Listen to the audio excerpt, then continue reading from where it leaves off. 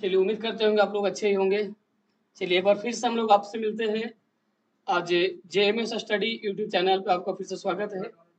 और इस चैनल के अकॉर्डिंग आपको फिर से आज हम लोग क्लास 10th का हिंदी गोधुली का है ना, हिंदी का चैप्टर 1 जिसका नाम है श्रम विभाजन और जाति प्रथा, जिसका आज हम लोग पूरा ऑब्जेक्टिव लेकर के आए हैं।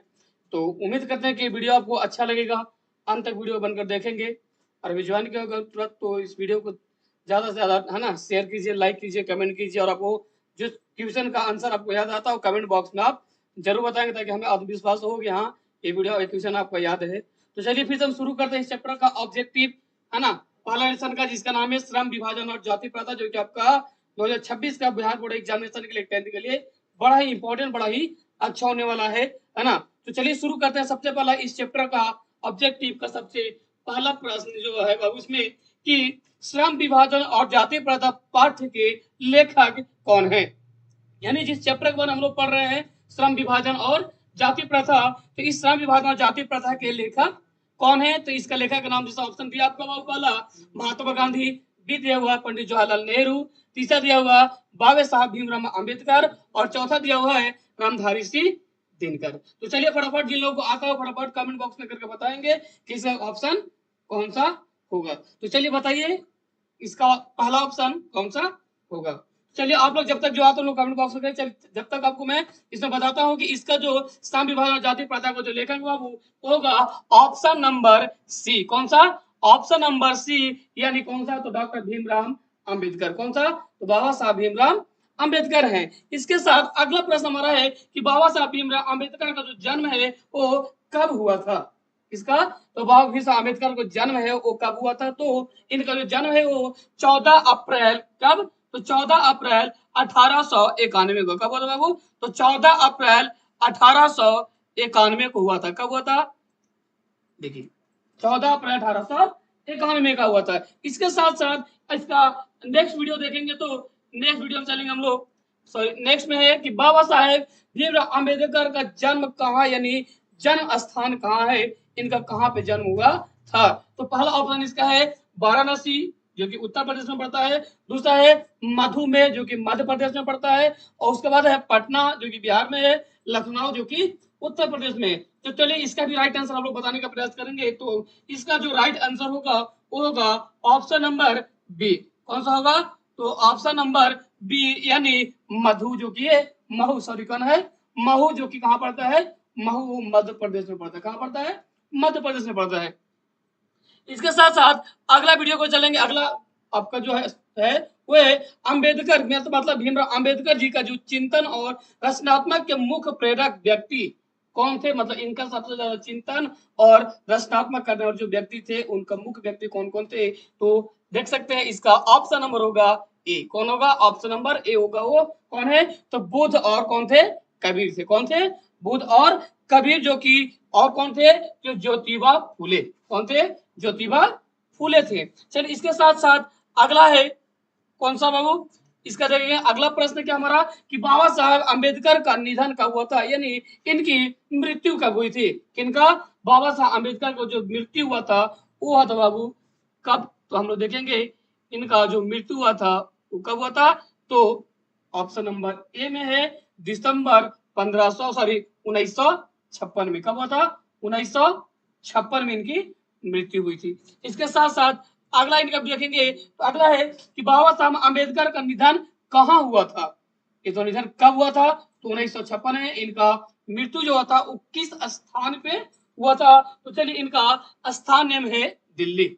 कहाँ है? तो बाबा साहब भीमराव अम्बेडकर को जो मृत्यु हुआ था वो दिल्ली में हुआ था। चलिए इसके साथ साथ जो अभी न्यू जुड़े होंगे है ना, वो इस चैनल को सब्सक्राइब कर लेंगे। JMS study academy YouTube channel आपका है ना। इसके साथ आप अपने दोस्तों में इसको शेयर कर देंगे ताकि ये वीडियो उन तक भी पहुंच जाए और इस वीडियो को भी लाभ उठा सके। और जल्दी से कमेंट बॉक्स में करके आप जरूर बताएंगे कि वीडियो आपको कैसा लग रहा है। इसके साथ साथ इसका अगला जो प्रश्न बाबू वो अगला प्रश्न है कि आधुनिक मध्य जो सभ्य समाज हमारा है वो आधुनिक सभ्य समाज कार्य कुशलता के लिए किसे आवश्यक मानता है या किसे आवश्यक माना जाता है। तो पहला ऑप्शन है जाति प्रथा को, श्रम विभाजन को, धन विभाजन को, या तो जन विभाजन मतलब लोगों का विभाजन का, धन विभाजन बोले तो रुपया पैसा, है ना, श्रम विभाजन मतलब मेहनत, और जाति मतलब किसी जाति धर्म को। तो चलिए इसका जो राइट आंसर होगा वो होगा ऑप्शन नंबर बी यानी श्रम विभाजन। इसका श्रम और विश्रम विभाजन को देखेंगे। इसके साथ साथ अगला जो प्रश्न हमारा है वो है जाति प्रथा भारत में किसका एक मुख्य कारण बनी हुई है। तो जाति प्रथा हमारा जो है भारत में किसका एक मुख्य कारण बना हुआ है, तो आप सब लोग जानते होंगे, है ना, जिनको आता है इसका राइट आंसर, है ना, जरूर बताएंगे आप लोग इसका राइट आंसर। जिसको आता है वो राइट आंसर कमेंट बॉक्स में जरूर फटाफट लिखेंगे, है ना। तो चलिए हम लोग ऑप्शन देखते हैं। पहला है किसका मुख्य कारण है, तो क्या बेरोजगारी का है, गरीबी का है, ए और बी दोनों है, या इसमें ऑप्शन नंबर डी है वो खुशहाली का है। तो चलिए इसका राइट आंसर हम लोग देखते हैं कि इसका कौन सा मुख्य कारण बना हुआ है। जिसका जो अगला आंसर बाबू है वो ए और बी दोनों यानी बेरोजगारी और गरीबी दोनों जो है कि जाति प्रथा का भारत में बड़ा मुख्य कारण बना हुआ है। इसके साथ साथ अगला बिट देखेंगे तो अगला प्रश्न इसका है कि जाति प्रथा और श्रम विभाजन जो है, जाति प्रथा श्रम विभाजन के साथ साथ किसका रूप लिए हुए है। तो जाति प्रथा जो है श्रम विभाजन के साथ साथ और किनका किस किस चीज का रूप लिया हुआ है। तो जैसे ऑप्शन नंबर ए में है श्रमिक विभाजन का, है ना, माली विभाजन का, तीसरा है समाज विभाजन का, और चौथा है इनमें से कोई नहीं। तो चलिए इसका राइट आंसर जानने का प्रयास करते हैं किसका राइट आंसर क्या है। तो चलिए बाबू इसका राइट आंसर होगा ऑप्शन नंबर ए यानी श्रमिक विभाजन का। किसका, तो श्रमिक विभाजन का। इसके साथ साथ बाबू अगला प्रश्न देखते हैं। इसका अगला प्रश्न क्या बड़ा इंपॉर्टेंट बड़ा अच्छा है। तो क्या है बाबू इसमें कि लेखक की दृष्टि से विडंबना की बात क्या है। जब कहानी पढ़ रहे होंगे तो पता चला होगा विडंबना के बाद लेखक विडंबना की बात क्या कहते हैं। तो लेखक की दृष्टि से जो है विडंबना की बात क्या है, किसको बात करके विडंबना की बात करता है। तो इसमें क्या ऑप्शन है, तो पहला है जाति के पोशाक की कमी है, या तो जाति के पोशाक है, या तो आर्थिक दृष्टि से जातिवाद उचित है, या तो इनमें से कोई नहीं है। तो कोई ना कोई एक ऑप्शन इसमें तो होगा। तो राइट आंसर जानने का प्रयास करेंगे। तो बाबू राइट आंसर इसका कौन सा होगा, तो फटफट आप लोग कमेंट करके बताइए। चलिए हम आपको बताने का प्रयास करते हैं। इसका जो राइट आंसर होगा वो होगा ऑप्शन नंबर ए यानी जातिवाद के पोषकों की। किसका है, तो जातिवाद की पोषकों की है। उसके साथ अगला प्रश्न आने का प्रयास करेंगे। तो चलिए इसका अगला प्रश्न देखते हुए लेखक की दृष्टि से आदर्श समाज कैसा होना चाहिए। जो आज का जो समाज है वो आज का समाज जो आदर्श समाज जो अच्छा समाज होता है वो कैसा होना चाहिए। तो चलिए इनमें क्या है, पहला जिसमें स्वतंत्रता हो, मतलब ऐसा समाज होना चाहिए जिसमें क्या होना चाहिए, आज की डेट में स्वतंत्रता होना चाहिए। दूसरा है जिसमें समता हो। तीसरा क्या हो, जिसमें भाग क्या है, तो भ्रातृत्व हो, मतलब भाव हो। और चौथा उपयुक्त इनमें से सभी। तो चलिए इसका राइट आंसर जानने का प्रयास करते हैं। इनमें से होगा उपयुक्त सभी यानी ऑप्शन नंबर डी। इन सभी हमारे लेखक दृष्टि से आज की डेट में समाज में ऐसा होना चाहिए। इसके साथ साथ अगला जो प्रश्न बाबू वो है, अगला प्रश्न है कि श्रम विभाजन और जाति प्रथा जो है वो गद्य की कौन सी विधा है, मतलब ये कौन सी विधा लिखा गया है। जैसे कोई होता है कहानी लिखते हैं तो गद्य है, फिर निबंध है, कहानी है ना, लेख है। तो चलिए इसका जानने का प्रयास करते हैं। इसमें लिखा गया है ऑप्शन नंबर ए में कहानी, दूसरा निबंध, तीसरा नाटक, और चौथा में क्या है, तो उपन्यास है। क्या है, उपन्यास है। तो चलिए इसका राइट आंसर जानने का प्रयास करते हैं। इसका राइट आंसर होगा ऑप्शन नंबर बी यानी एक क्या है, तो निबंध है। यानी श्रम विभाजन और जाति प्रथा जो आपके बुक में लिखा गया है वो क्या है, तो एक निबंध है। क्या है, निबंध है। इसके साथ साथ अगला प्रश्न में चलेंगे। तो अगला प्रश्न इसका है कि जाति प्रथा का दोषपूर्ण निर्धारण क्या है। इसका जो दोष है वो दोषपूर्ण का निर्धारण क्या है। तो पहला ऑप्शन है पेशे का चुनाव, दूसरा ऑप्शन है मनुष्य का जन्म, तीसरा है माता पिता का पेशा, और चौथा है शिक्षा का स्तर। तो इनमें से कोई एक आंसर होगा। तो फिर से आप लोग जिनको आता है ना, कमेंट बॉक्स में बताइए कि आपका इसमें से कौन सा आंसर होगा। चलिए आप लोग बताइए जब तक कि हम इसका अगला प्रश्न देखते हैं। तो चलिए मैं फिर इसको बताने का प्रयास करता हूँ। इसका जो राइट आंसर होगा बाबू इनमें से होगा ऑप्शन नंबर सी यानी माता पिता का पेशा होता है। क्या होता है, तो माता पिता का पेशा होता है। इसके साथ साथ अगला प्रश्न इसका है। तो अगला प्रश्न है जाति प्रथा मनुष्य के पेशे को किस प्रकार निर्धारित करता है। जो जाति प्रथा है मनुष्य का जो पेशा है उसको किस तरीके से निर्धारित करता है। तो बाबू ऑप्शन नंबर होगा स्वेच्छा से, जन्म से ही, या शिक्षा के आधार पर या तो फिर योग्यता के आधार पर, तो कोई इनमें से एक होगा। तो चलिए इसका राइट आंसर जानने का प्रयास करते कौन होगा, तो ऑप्शन नंबर बी यानी किससे होता है, तो जन्म से होता है। किससे होता है, ये जन्म से ही होता है। चलिए इसके साथ साथ अगला इसका प्रश्न है बाबू कि मनुष्य की अपनी क्षमता के, जो मनुष्य की क्षमता होता है वो मनुष्य की अपनी क्षमता के विकास के लिए क्या आवश्यक है। मनुष्य अपने विकास करने के लिए जो क्षमता होता है वो अपनी क्षमता के अनुसार विकास करने के लिए क्या क्या आवश्यकता पड़ता है। तो पहला ऑप्शन आपका है जाति प्रथा का उन्मूलन। क्या है, जाति प्रथा का सॉरी उन्मूलन। क्या है, उन्मूलन। बी है शिक्षा की स्वतंत्रता। ऑप्शन सी है पेशे के चुनाव की स्वतंत्रता। और चौथा है उपयुक्त सभी एक सफल व्यक्ति बनने के लिए क्षमता के अनुसार विकास के लिए क्या क्या करना चाहिए। तो चलिए इसका राइट आंसर जानते हैं इनमें से क्या होगा। तो पेशे की चुनाव करना बड़ा ही जरूरी है, क्योंकि आप पेशे का चुनाव करेंगे तब जब आप एक लाइफ में सही डिसीजन ले पाएंगे कि हम कौन सा पेशा से हम आगे बढ़े। चलिए इसके साथ साथ अगला प्रश्न देखते हैं। इसका अगला जो प्रश्न है कि इस पाठ में तो श्रम विभाजन और जाति प्रथा जो पाठ में है, तो इस पाठ में बेरोजगारी का एक प्रमुख और प्रत्यक्ष कारण किसे माना गया है। तो श्रम विभाजन जाति प्रथा के पाठ में जो है का प्रमुख प्रत्यक्ष का जो है बेरोजगारी का सबसे बड़ा जो कारण है वो किसको माना गया है। तो क्या अशिक्षा को, या बढ़ती जनसंख्या को, या जाति प्रथा को, या फिर भ्रष्टाचार को। तो चलिए इनमें से जो राइट आंसर होगा बाबू, तो इस क्वेश्चन का राइट आंसर होगा ऑप्शन नंबर सी यानी जाति प्रथा को। किसको बाबू, फिर से जाति प्रथा को। चलिए इसका अगला बनते हैं। अगला में कि हिंदू धर्म की जाति किसका, कि हिंदू धर्म की जो जाति होता है वो तथा हिंदू धर्म की जाति प्रथा किस बात की अनुमानित नहीं देती है। जो अनुमति होती है बाबू, सॉरी क्या बोलते हैं, अनुमानित नहीं, अनुमति मतलब हिंदू धर्म जाति जो होता है वो किस बात की अनुमति नहीं देता है। तो चलिए ऑप्शन ए है पेशा बदलने की, दूसरा धर्म बदलने की, स्थान बदलने की, या विवाह करने की। कौन सा ऑप्शन में सलाह नहीं देता है, तो इसमें चलेंगे ऑप्शन नंबर क्या होगा ए यानी पेशा बदलने का नहीं देता है।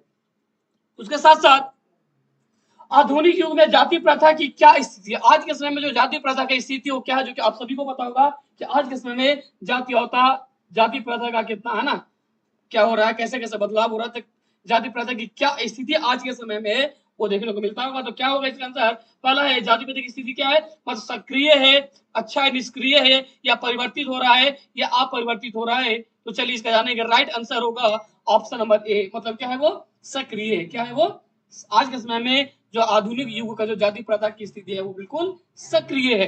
इसके साथ साथ अगला चलेंगे, अगला वीडियो बाबू अगला प्रश्न है कि जाति प्रथा का दूषित सिद्धांत क्या है। क्या है, तो जाति प्रथा का जो दूषित सिद्धांत है वो क्या है। तो पहला इसका है मनुष्य की रुचि पर आधारित, दूसरा है मनुष्य के प्रशिक्षण पर आधारित, और तीसरा है ना क्या है, तो गर्भाधान के समय ही पेशा निर्धारित करना, मतलब गर्भ धारण करने के समय ही, या चौथा है योग्यता के आधार पर पेशा निर्धारित करना कि आपकी योग्यता क्या है और कौन सी पेशा आप करना चाह रहे हैं। तो चलिए इसका राइट आंसर जानेंगे होगा ऑप्शन नंबर सी यानी गर्भधारण के समय ही पेशा का निर्धारण करना चाहिए कि क्या करना चाहिए। इसके साथ साथ अगला जो प्रश्न है वो है इस निबंध में लेखक ने किसके पोषकों पर है ना व्यंग्य किया है।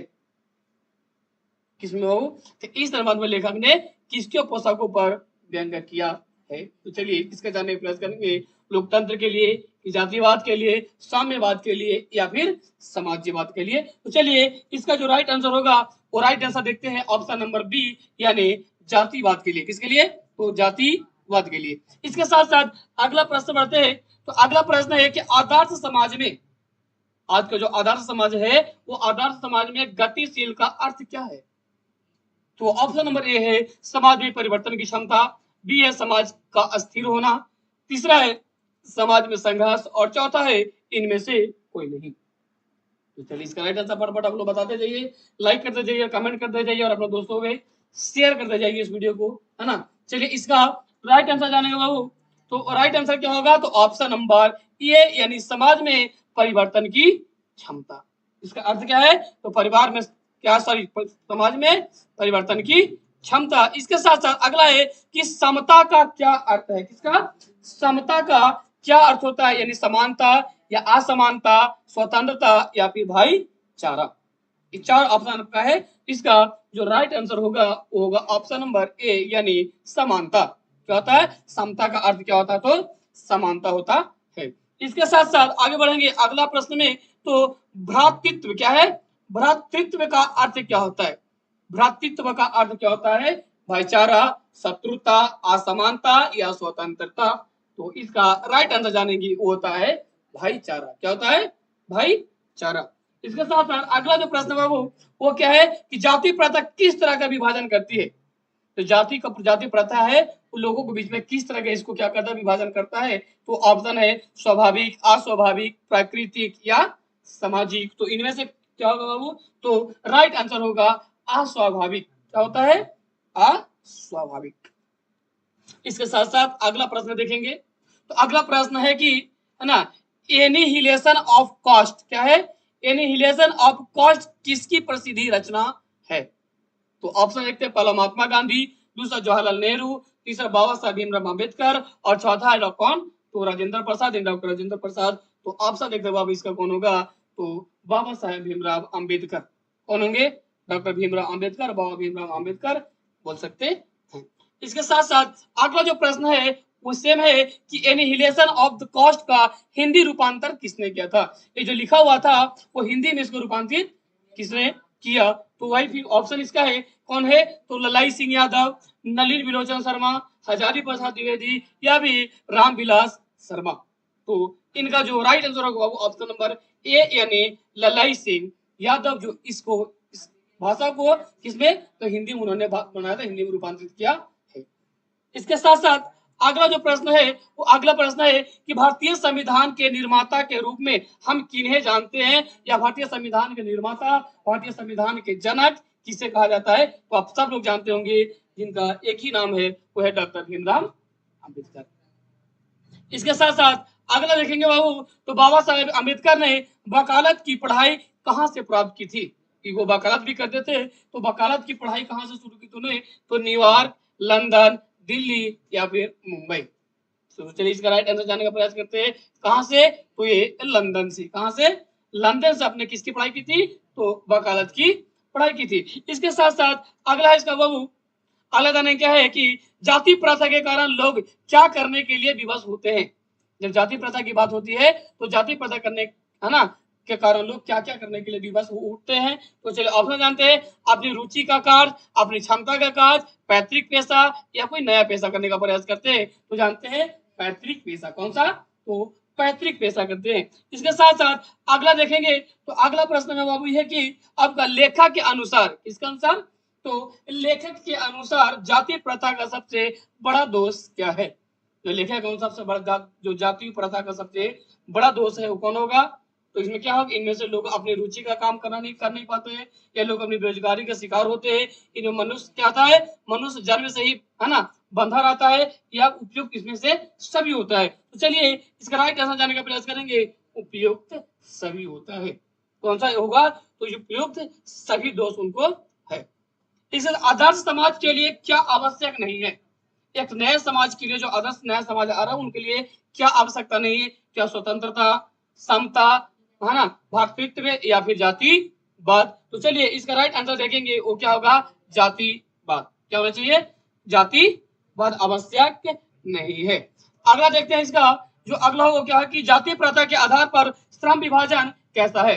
तो जाति प्रथा के आधार पर श्रम विभाजन कैसा है, तो स्वाभाविक है, अस्वाभाविक है, या न्यायपूर्ण है, या फिर वैज्ञानिक तरीके से है। तो चलिए इसका देखेंगे, राइट आंसर होगा ऑप्शन नंबर बी यानी अस्वाभाविक। क्या होगा, तो अस्वाभाविक। उसके साथ साथ आगे देखेंगे अब इसमें तो है, इस पाठ में लेखक ने किस लोकतंत्र का पर्याय माना है, मतलब इस पाठ में लेखक ने किस लोकतंत्र का पर्याय माना है। तो चलिए ऑप्शन देखेंगे, भाईचारे का, समानता को, या स्वतंत्रता का हो, या इनमें से किसी को नहीं, मतलब कोई नहीं। तो चलिए ऑप्शन देखते हैं, ऑप्शन नंबर ए यानी भाईचारे को। किसको, भाईचारा को।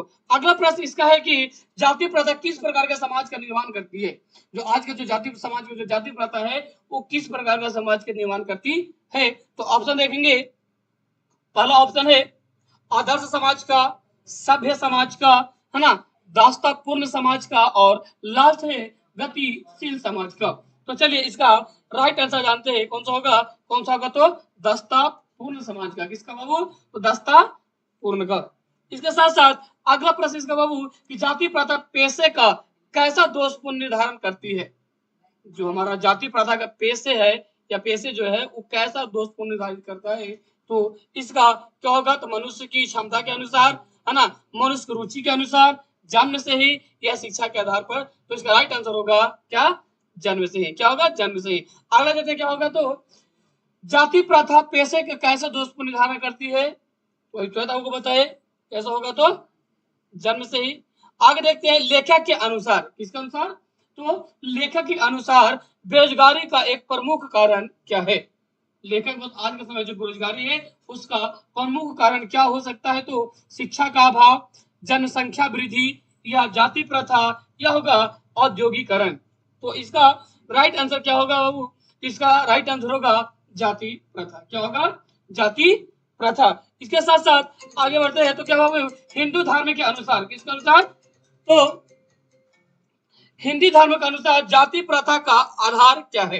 हिंदी धर्म के आज इसमें जो जाति प्रथा का जो आधार है वो क्या है, क्या कर्म है, जन्म है, गुण है, या फिर शिक्षा है। तो चलिए इसका राइट आंसर जानेंगे क्या होगा, तो बी यानी जन्म। हिंदू धर्म के अनुसार जाति प्रथा का आधार क्या, तो जन्म, कि किस समाज में आपकी जन्म हो रहा है। इसके साथ साथ अगला भाव इसमें कि यह पाठ अम्बेडकर के किस भाषण का संपादित अंश है। ये जो संपादित अंश किसका है, तो द कॉस्ट क्या है, तो the costus of in India, है ना, जेनेसिस एंड डेवलपमेंट। उसके बाद क्या है, तो एनिहिलेशन ऑफ कास्ट। उसके बाद हु आर शूद्राज। इसमें से कौन होगा, तो इसका राइट आंसर होगा वो कौन सा, तो एनिहिलेशन ऑफ कास्ट। कौन सा होगा, तो एनिहिलेशन ऑफ कास्ट होगा। चलिए उसके साथ साथ आगे बढ़ते हैं। एनिहिलेशन ऑफ कास्ट के बाद अगला जो है, इस पाठ का उद्देश्य क्या है। जो आपका श्रम विभाजन और जाति प्रथा का जो उद्देश्य है उसका मुख्य उद्देश्य क्या है, तो जाति प्रथा का समर्थन करना या जाति प्रथा की बुराइयों को उजागर करना। तीसरा है श्रम विभाजन का विरोध करना और आधुनिक काल की प्रशंसा करना। तो चलिए इसका राइट आंसर जानते हैं, होगा जाति प्रथा की बुराइयों को क्या करना है, उजागर करना। क्या करना है, उजागर करना है। इसके साथ साथ जाति प्रथा मनुष्य को जीवन भर के लिए किस में बांध लेती है। इसमें जाति प्रथा मनुष्य को जीवन भर के लिए किस में बांध लेती है। तो चलिए इसका देखेंगे ऑप्शन बाबू क्या है, एक ही पेशे में, या एक ही स्थान पर, एक ही रिश्ते में, या एक ही धर्म में। तो कोई एक कौन सा ऑप्शन होगा, तो इसका जो राइट आंसर होगा वो होगा एक ही पेशे में। किसमें, एक ही पेशे में बांधा था। इसके साथ साथ क्या है, तो आदर्श समाज में क्या आवश्यक है कि लोग आपस में मिलकर रहे। आपस में मिलकर रहने के लिए आज के में क्या आवश्यक है, तो क्या लड़ाई झगड़ा करेंगे, स्वतंत्रता रहेगा, या भाईचारा रहेगा, या असमानता। तो इसका फटाफट आंसर आप लोग बताइएगा कमेंट बॉक्स में। इसका ऑप्शन नंबर क्या होगा बाबू, तो सी यानी भाईचारा। कौन सा होगा, ऑप्शन नंबर सी यानी भाईचारा। अगला प्रश्न है आर्थिक पहलू से, किसके, आर्थिक पहलू से भी जाति प्रथा कैसी है। किससे, आर्थिक पहलू से भी जाति प्रथा कैसी है। तो देखेंगे क्या होगा, पहला लाभदायक है, हानिकारक है, तटस्थ है, या फिर उपयोगी है ना।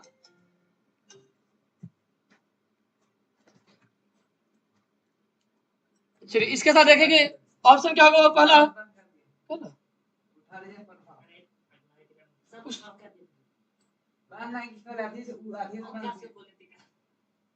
कोई दिक्कत नहीं, रहने दो, ठीक है। चलिए इसके साथ साथ क्या है, चलो अब इसको ऑप्शन देखेंगे तो इसका क्या होगा, आर्थिक पहलू से भी जाति प्रथा कैसी है। तो पहला क्या होगा, लाभदायक, हानिकारक, तटस्थ, या उपयोगी।